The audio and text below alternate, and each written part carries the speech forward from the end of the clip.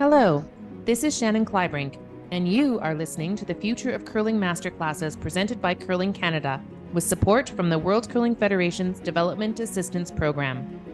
In this episode, we explore trends, best practices, and opportunities in the Canadian volunteer landscape that will help lift curling clubs to their highest potential. This masterclass is presented by Shaminda Perera from Volunteer Canada. At Volunteer Canada, he leads a practice-based learning agenda that strengthens Canada's volunteerism infrastructure. He gives back to the community by volunteering and philanthropic activities through the Mississauga Cooksville Lions Club. Shaminda holds a Master of Education in Adult Education degree from Yorkville University. Most of all, Shaminda is passionate about helping others learn and grow. Hi, my name is Shaminda Perera. My pronouns he, him, and his. I'm the Knowledge, Practice, and Learning Lead at Volunteer Canada.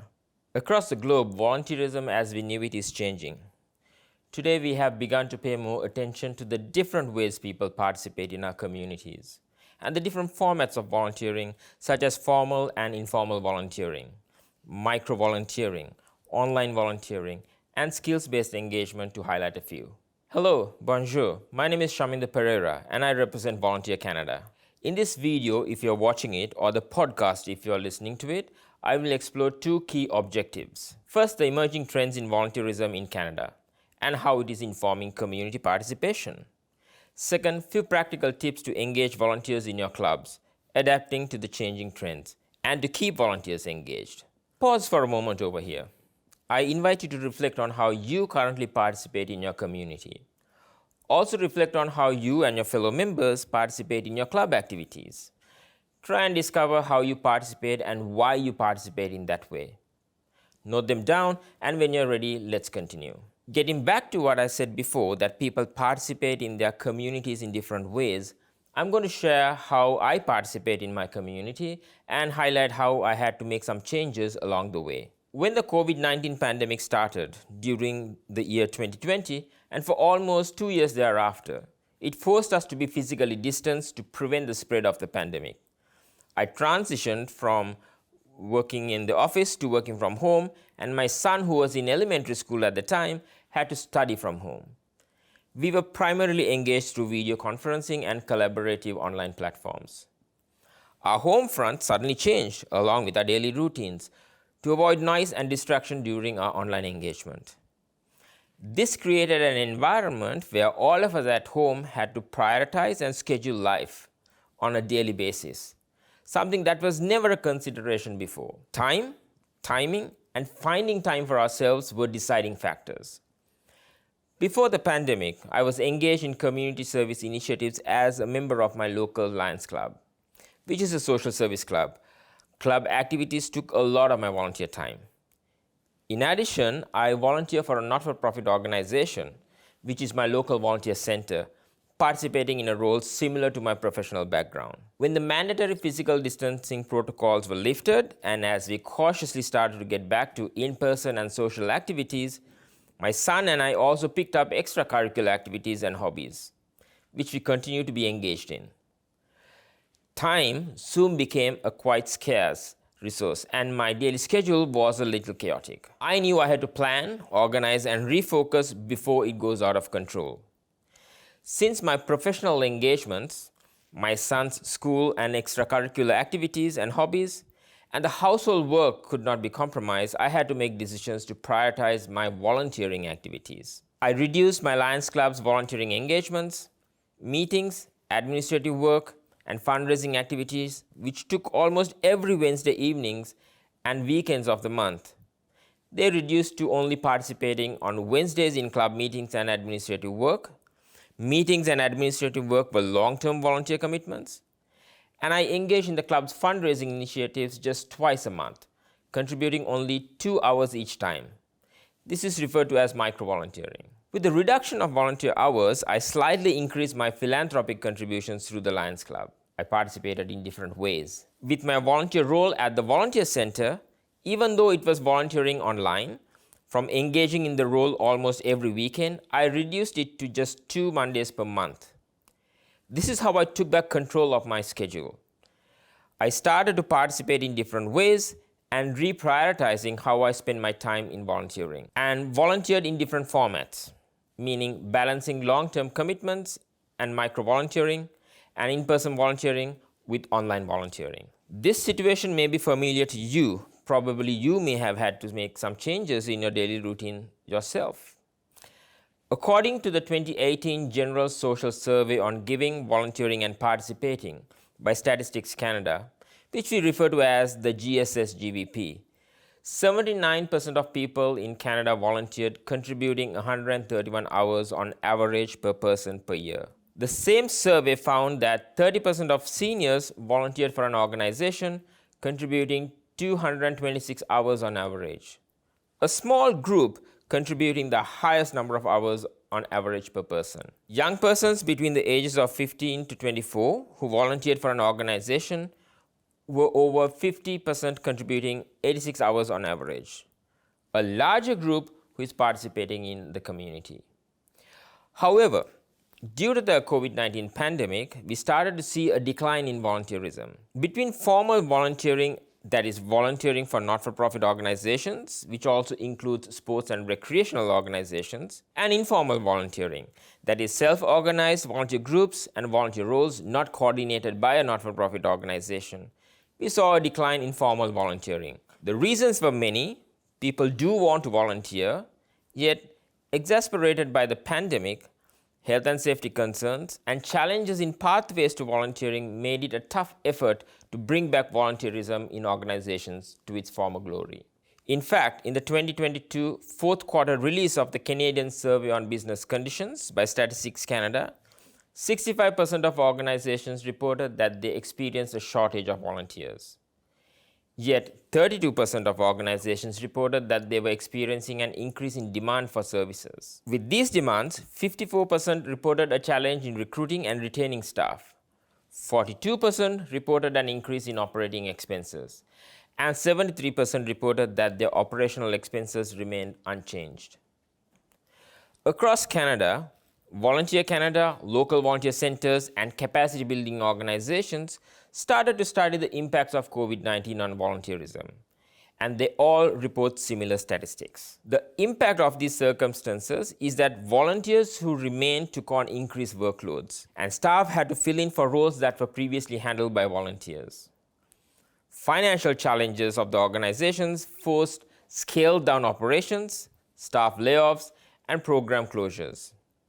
On the other hand, some organizations had to scale up their operations depending on the services they provide, such as Meals on Wheels types of services. As a result, staff and volunteers were experiencing burnout, pathways to volunteerism was challenged, and the organizational structures were under stress.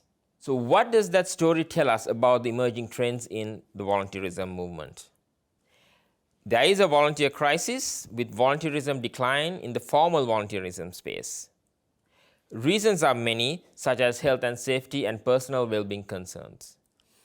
We started to notice informal volunteering, micro-volunteering, remote or virtual volunteering gradually increasing. Organizations in the not-for-profit sector that needs to be collaborative now is suddenly pushed into a position of competing for volunteers. Organizations have begun to redesign the traditional volunteer engagement models and strategies to adapt to the changing trends. And folks, what got us here today may not work to take us into the future. Organizations are attempting to understand volunteer motivations. With remote working and hybrid operation models prevalent today, organizations need to build capacity in different skill sets such as technology and advocacy, to mention a few. They appreciate volunteers who can bring these skills to their organization. Diversity, equity, inclusion, belonging, and social justice are areas of focus. The composition of the organization's board of directors, the staff and volunteers should reflect the community it serves. The layoffs and early retirements leave behind those who are new to the profession and a handful of experienced and qualified leaders of volunteers. Investment in strategic volunteer management and the professional development of leaders of volunteer engagement is a priority. Whatever the reason that made you open this video or podcast, I know you understand that change is inevitable.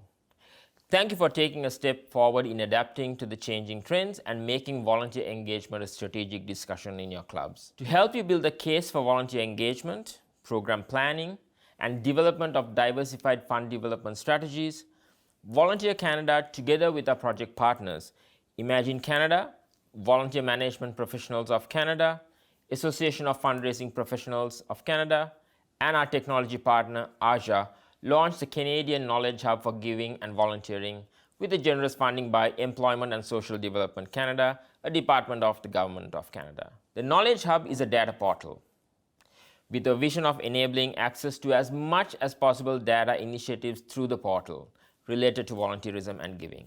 It will provide access to data such as the General Social Survey on giving, volunteering, and participating, data stories, infographics, fact sheets, and reports on volunteerism and giving. It will share knowledge on data literacy and how to use data to build your cases for support and advocacy for volunteer engagement. The portal will harness data as a catalyst for community impact. You can browse the portal by visiting our web address givingandvolunteering.ca. So now you know the trends in volunteerism. These trends also highlight the value of volunteerism. When a not-for-profit organization, including sports and recreation organizations such as your curling club, is established with a vision, mission, and mandate and delivering essential programs and services, the community that it serves begin to rely on those essential programs and services. And volunteerism mobilizes the community towards mission delivery. Volunteers make it happen. When I had to make changes to my schedule, you can see that I still volunteered. It helped me to pass on good values to my son. It keeps me active and moving. It is therapeutic for me. It gave me opportunities to be social and engaged. And it helps me with opportunities to learn new things and personal growth. Volunteerism builds the capacity of the community and fosters community connections, bringing people and stakeholders together. So then, how do we engage, re-engage, and retain volunteers? I like to take a simplified version of the volunteer engagement cycle. The cycle starts with planning, then engaging, supporting, and celebrating your volunteers, with periodically reviewing your volunteer engagement strategy to see what needs a boost and what needs changing to keep up with the trends. This period can either be 1 year, 2 years, or 3. It is a decision your club needs to make, taking the context of your club into consideration. So let's explore these stages. The planning stage encourages you to make it a strategic effort for maximum impact. Assess the volunteer engagement infrastructure and see where it needs improvements. Consider your role designs. For example, could micro-volunteering be a consideration? Is your board discussing volunteer engagement at a strategic level? Identify and remove barriers to volunteering. Invest in volunteer management. Hire a qualified leader of volunteers if funding enables it. If not, consider engaging and supporting a dedicated person to coordinate volunteer engagement. Support that person with professional development.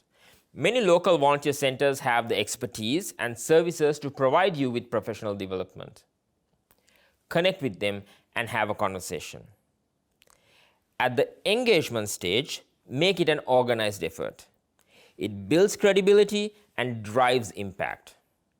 Map out your community assets and see who can help you with volunteer recruitment. Consider whether you should reach beyond your membership, such as engaging local businesses and businesses who have corporate citizenship initiatives. Can you reach out to social service clubs like the Lions Clubs? What about reaching out to schools to engage youth? Are there immigration and settlement organizations who can introduce you to newcomers to Canada to volunteer with your club? It helps them experience the community and culture. Could you also engage other sports groups? The effort requires building relationships. Volunteer management is in part about building relationships to mobilize the community towards social impact. Consider also how you are inviting the community to volunteer for your club. Are your marketing and communication efforts storytelling in nature? Sharing stories of how a volunteer's contributions made a positive impact in your club activities will yield greater results than just sharing that you need 10 volunteers to maintain a cafeteria. Leverage technology to coordinate volunteer engagement. The next stage is a support stage. The support stage is about creating a supportive environment for your volunteer, and it fosters retention and commitment. Check in with volunteers and ensure that they too are having a memorable volunteer experience just as much as the curlers on the ice and fans in the stands. Remember, volunteers are brand ambassadors and potential future donors. Keep your lines of communication open with volunteers and make it easy for them to communicate with you. Show them the impact that they are making. The next stage in the volunteer engagement cycle is to celebrate your volunteers. Recognizing their contributions foster retention and emotional connection to your club. Celebrate their contributions in your club events. Nominate them for local, provincial, and national volunteer service awards programs. Commemorate special days such as National Volunteer Week, spearheaded by Volunteer Canada. Share volunteer stories commemorating International Volunteer Day on December 5th. Celebrate your leader of volunteers during International Volunteer Managers Day on November 5th. Celebrate and bring volunteerism to the spotlight. And finally, periodically review your volunteer engagement strategy to either augment it or to identify whether you may need to re-strategize. Use this volunteer engagement cycle to start conversations within your clubs and networks of clubs. So in summary, what did we explore so far? Well, focus on strategic volunteer engagement and share your success stories. People participate in their communities in different ways. Be open to new models and matrices on volunteerism. Support and encourage safe and secure volunteer engagement. Identify and address emerging needs in the club's infrastructure that supports volunteers. Invest in and develop volunteer management. Remove barriers to volunteering and address barriers limiting social justice, equity, inclusion for volunteers from diverse backgrounds. Recognize volunteer contributions. Celebrate, nominate, and commemorate. With that, folks, this is my time. Together with your local volunteer centers, Volunteer Canada is always available to share our expertise.